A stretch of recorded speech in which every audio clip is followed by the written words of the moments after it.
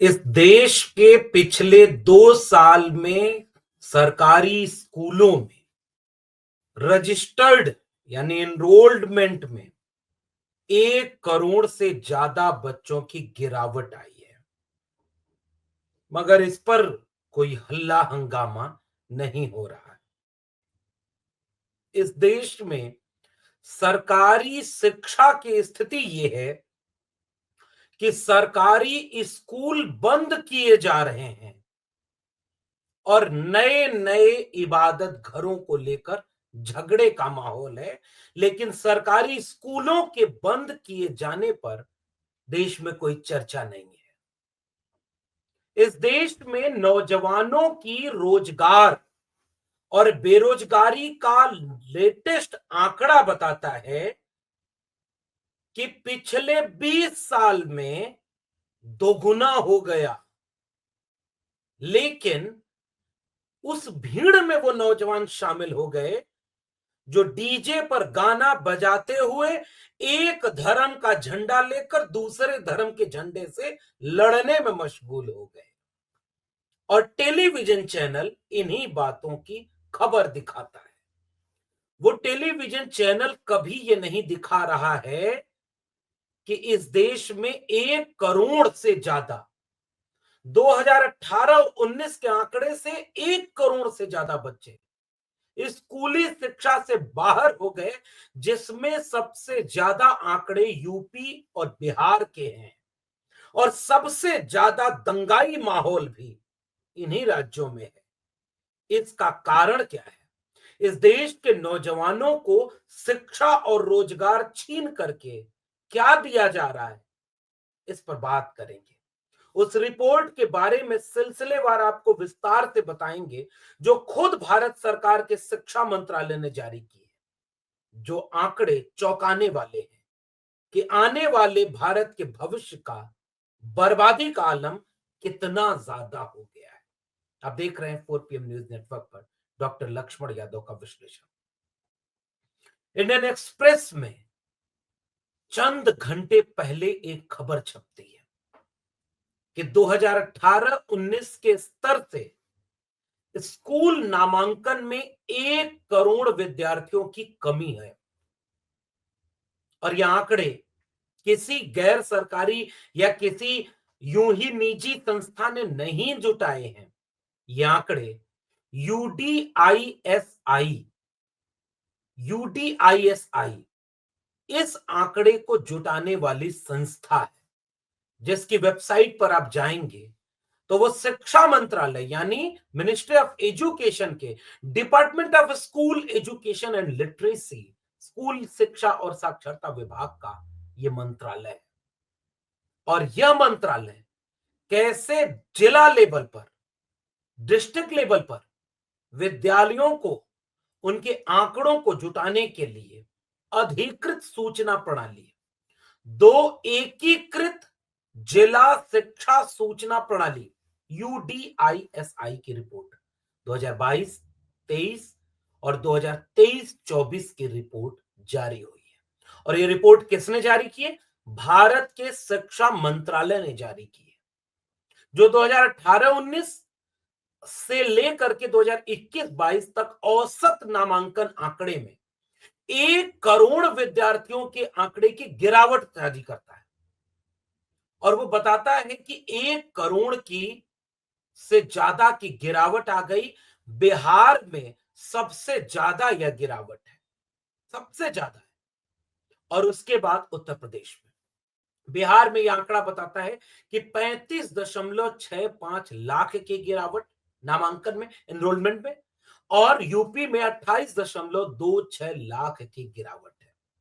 सरकार इसे परिभाषाओं और पैमानों में बरगलाने के लिए रिपोर्ट काउंटर जारी करती है कि ये कोई बड़ी गिरावट नहीं है।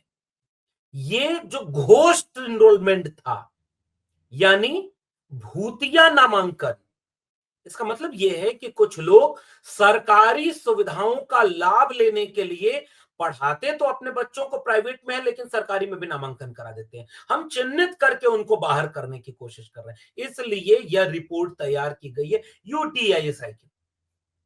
लेकिन यह चिंताजनक है कि वो 1 करोड़ नामांकन में कमी आ गई, जबकि हकीकत यह है कि गरीबी, भुखमरी, बेकारी, महंगाई के साथ इतनी बड़ी समस्या बनती जा रही है कि अब लोग अपने बच्चों को स्कूल में पढ़ने से थोड़ा भी कमजोर स्थिति पा रहे हैं तो उन्हें कमाने, मजदूरी करने के लिए भेज दे रहे हैं। जिस उम्र में इस देश के नौजवानों को स्कूल में होना चाहिए, वो जा करके नौकरी खोजने पर मजबूर है। उत्तर प्रदेश का एक आंकड़ा अब मैं सिलसिलेवार बताता हूं कि ये कोई सामान्य एक रिपोर्ट का मामला है ही नहीं। उत्तर प्रदेश के सरकारी प्राथमिक स्कूलों में एक वर्ष में, एक साल में 24 लाख छात्रों की कमी हुई और ये हिंदुस्तान टाइम्स की रिपोर्ट बताती है। 24 लाख विद्यार्थी बेसिक शिक्षा विभाग में उन पंजीकरणों में कम हो गए। शिक्षा विभाग में अगली रिपोर्ट को आप सिलसिलेवार समझिए। इसी के साथ क्या बताती है द टेलीग्राफ की ये रिपोर्ट, 51,000 गवर्नमेंट स्कूल शटडाउन इन 2018-19। 2018 और 2019 के साल के बीच 51,000 सरकारी स्कूल बंद किए गए।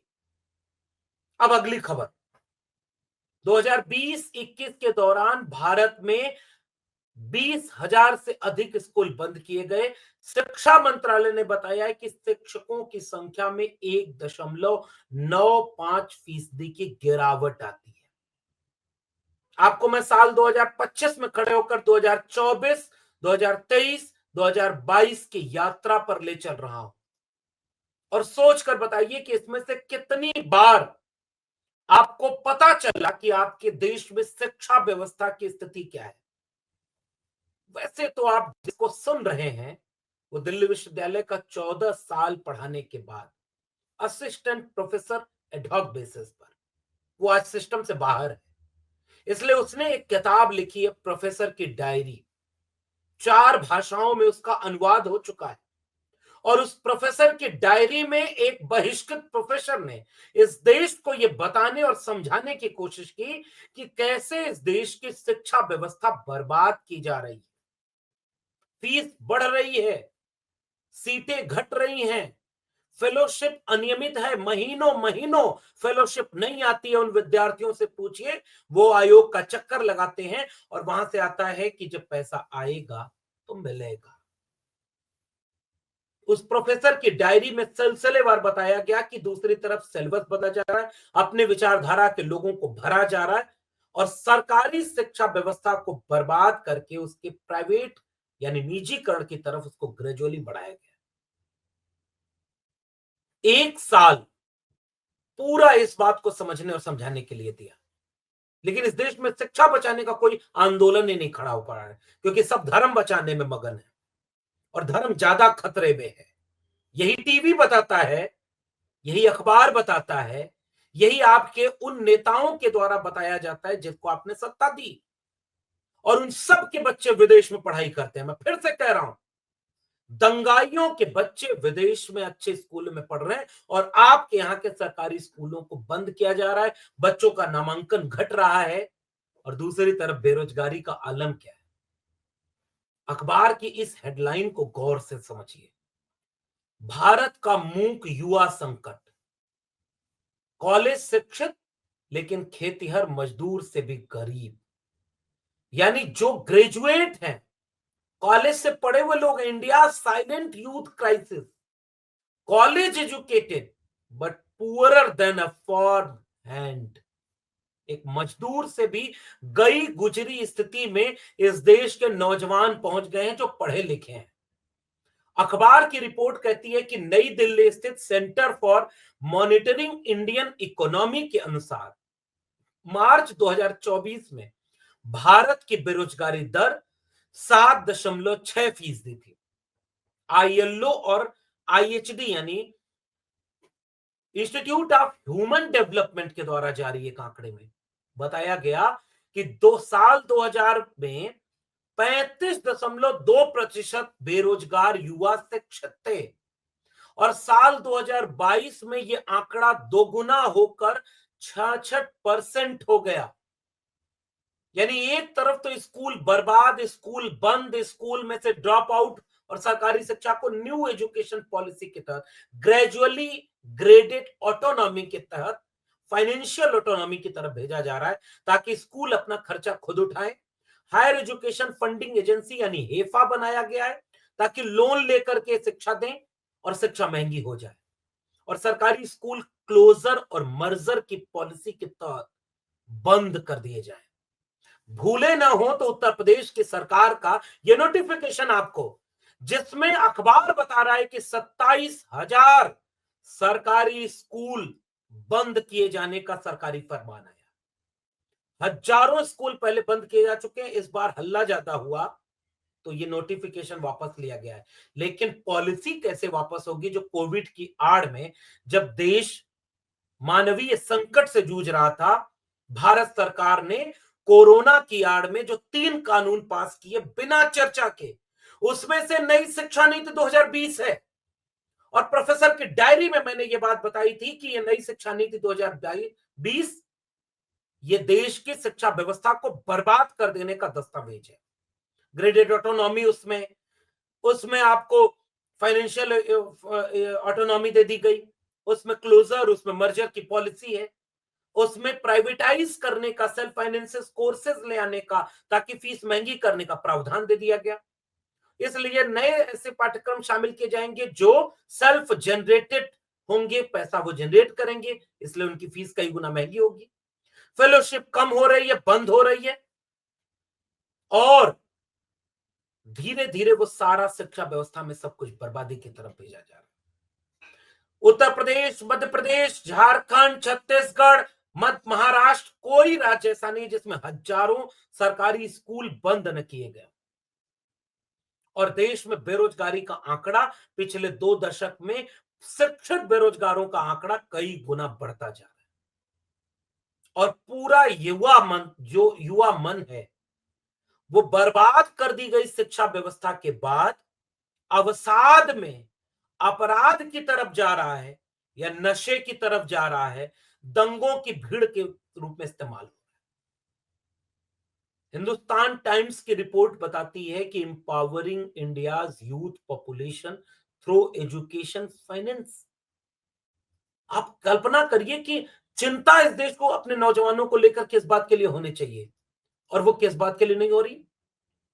वो ये कह रहे हैं कि इस देश में बेरोजगारी और शिक्षा अगर दोनों बर्बाद हो गई तो नौजवानों को बर्बाद होने से बचाएंगे कैसे।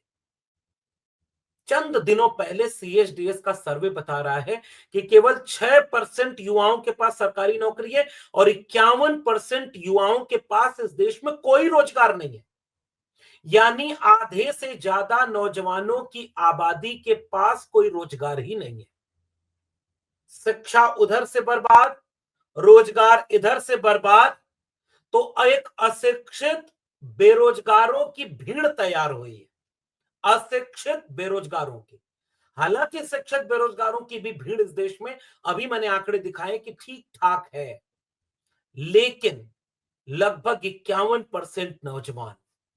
आप कल्पना करिए, बिजनेस में 23%, पूरा एम्प्लॉयमेंट का अगर प्रोफाइल देखी जाए, प्रोफेशनल कोर्सेज में 16%, किसानी यानी फार्मिंग में 15%, semi unskilled worker 14%, skilled worker service में 13%, गवर्नमेंट जॉब में केवल 6% और अदर ऑक्यूपेशन में 13%। इन सब के बावजूद लगभग 51% बेरोजगार हैं इस देश में। पिछली बार दैनिक भास्कर की रिपोर्ट बताती है कि बेरोजगारी दर यूपीए से एनडीए में 1% बढ़ गई। और कल्पना करिए कि 2014 में बेरोजगारी दर 5.44% थी और 2023 में बेरोजगारी दर 8.03% है।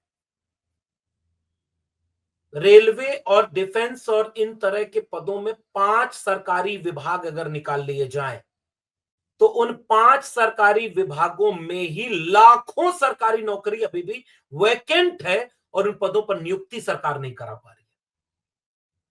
रेलवे और डिफेंस में ही 3.5 लाख लगभग पद खाली है। होम अफेयर्स में 1.25 लाख, डाक विभाग में लगभग 50,000, बैंकिंग में कई हजार। इनमें वैकेंसी आखिरी बार कब आई बेरोजगारों को, नौजवानों को पता ही नहीं। और पूरी तरह से उसके लिए जो एलिजिबल हैं, जो कैंडिडेट हैं, उनकी उम्र बढ़ती जा रही है और वैकेंसी नहीं आ रही। उत्तर प्रदेश में शिक्षक भर्ती में लाखों पद खाली हैं और 5 साल हो गए उत्तर प्रदेश में नई शिक्षक भर्ती आई ही नहीं। 27 के चुनाव का इंतजार किया जा रहा है ताकि 25-26 में वैकेंसी आए, फिर उसका एग्जाम कराओ, पेपर लीक हो, पेपर लीक के बाद आंदोलन करें विद्यार्थी, तो पहले विद्यार्थियों को लाठियों से पिटवाओ, उसके बाद कोर्ट मुकदमे की चाल में उसको फंसाओ और तब तक चुनाव बीत जाएगा, फिर से सरकार बनाओ। नौजवानों का क्या है, फिर भूल जाएंगे। कितनी लाठी नौजवानों को, बिहार लोक सेवा आयोग में लाठियां खाई नौजवानों ने, क्या मिला उनको? उत्तर प्रदेश में 69,000 शिक्षक भर्ती घोटाले में लाठियां खाते रह गए, क्या मिला अभी तक? कुछ भी नहीं। और जैसे ही महाकुंभ लग रहा है, लोग करोड़ों रुपया, चलो कुंभ नहाओ, उसके बाद कांवड़ यात्रा पर चलो, यात्रा करो, धर्म बचाओ, लेकिन यह सवाल मत पूछ दो कि पिछले 5 साल से वैकेंसी क्यों नहीं आई। टेट की परीक्षा पास करके बैठे, डिग्री लेकर के बैठे, और डिग्रियां ओरिजिनल लेकर के बैठे, कोई फर्जी डिग्री नहीं लेके बैठे। फर्जी डिग्री देने वाले यूनिवर्सिटीज इस देश में पल फूल रही हैं। फर्जी इनरोलमेंट, फर्जी डिग्री। उत्तर प्रदेश में एक खबर बता रही है कि एक यूनिवर्सिटी में 40 से 50,000 में डील हुई कि डिग्रियों को बेचा जाएगा। अब फर्जीवाड़ा सामने पकड़ में आ गया। इसलिए कोई एक डिग्री दिल्ली यूनिवर्सिटी की इंटायर पॉलिटिकल साइंस की ही फर्जी है, ऐसा नहीं है। इस देश में कई जगहों पर फर्जी डिग्री देने का कारोबार चल रहा है। इसलिए शिक्षा मंत्रालय की ये रिपोर्ट हमने आपसे साझा की, इस उम्मीद में कि हो सकता है कुछ लोग जगे हों और उनको इस बात को लेकर आश्चर्य हो कि 1 करोड़ से लेकर के ज्यादा बेरोजगार हो गए, एनरोलमेंट से बाहर हो गए। और ये बड़ा समुदाय युवाओं का, देश में 65% आबादी युवाओं की है। इन युवाओं के जहन में धर्म का अफीम, नफरत और दंगे का माहौल भरा गया कि कोई जायसवाल लड़का, अतुल जायसवाल समथिंग नाम था, कोई लड़का हिंदू मुसलमान बन करके धमकी दे रहा है कि महाकुंभ में बम से चलाएंगे। दंगाई माहौल बनाया जा रहा है। वो चौराहे पर लड़ जाएगा, पटक के मारेगा आपको अगर उसके लिए आपने ये कह दिया कि धर्म खतरे में नहीं है। वो धर्म के लिए कुछ भी कर देगा, आग लगा देगा, तोड़ देगा, फोड़ देगा। अपने रोजगार के लिए कुछ नहीं कर पा रहा है। पुलिस लाठियां पीट रही है, पेपर लीक हो जा रहा है। पिछले 4-5 वर्षों में अब तक के भारतीय इतिहास का सबसे ज्यादा पेपर लीक हुआ। कुछ जागरूक बच्चे आंदोलन किए, लाठी मारी गई, जेल में डाले गए। आपको पता है मनुस्मृति पर जलाने का एक बाबा साहब अंबेडकर का एक ऐतिहासिक दिन 25 दिसंबर आता है। बीएचयू के विद्यार्थियों को मनुस्मृति जलाने के उस काम के लिए जेल में डाल दिया गया। कल्पना करिए कि आज अगर बाबा साहब डॉक्टर भीमराव अंबेडकर होते और 25 दिसंबर 1927 को जैसे उन्होंने मनुस्मृति जलाई, आज अगर उत्तर प्रदेश में होते तो उत्तर प्रदेश सरकार उनके ऊपर मुकदमा करके उनको जेल में डाल देती। जैसे बनारस हिंदू विश्वविद्यालय के विद्यार्थियों को संगीन आरोप लगा करके गंभीर धाराओं में कई दिन हो गया जेल में डाल दिया गया। और उसी बीएचयू में गैंग रेप के आरोपी अब जमानत पर रिहा हैं, क्योंकि वो भारतीय जनता पार्टी के आईटी सेल के व्यक्ति। न कोई पैर में गोली मारा, न कोई बुलडोजर चला, न कोई मुकदमा, न कोई चीज, आज वो बरी हैं और वो बच्चे जेल में बंद हैं। अब ये नया नौजवानों का देश बन रहा है। नशे की लत में सबसे ज्यादा इस देश के नौजवान जा रहे हैं। गांव गांव में घूमता हूं मैं, जाकर उन जगहों पर देखा हूं, भयानक नशे की लत में इस देश का नौजवान बर्बाद हो रहा है, अपराध में जा रहा है। नए तरह के साइबर क्राइम डेवलप हो रहे हैं। साइबर फ्रॉड डेवलप हो रहे हैं और इन सब से जो बच जा रहे हैं वो धर्म बचाने की यात्रा पर निकल चुके हैं। बधाई, ये आपका नया भारत है। अगर आप में थोड़ी भी समझदारी बची होगी तो अखबारों की इन कतरनों और शिक्षा और रोजगार के सवाल पर विचार जरूर करेंगे। बहुत बहुत धन्यवाद।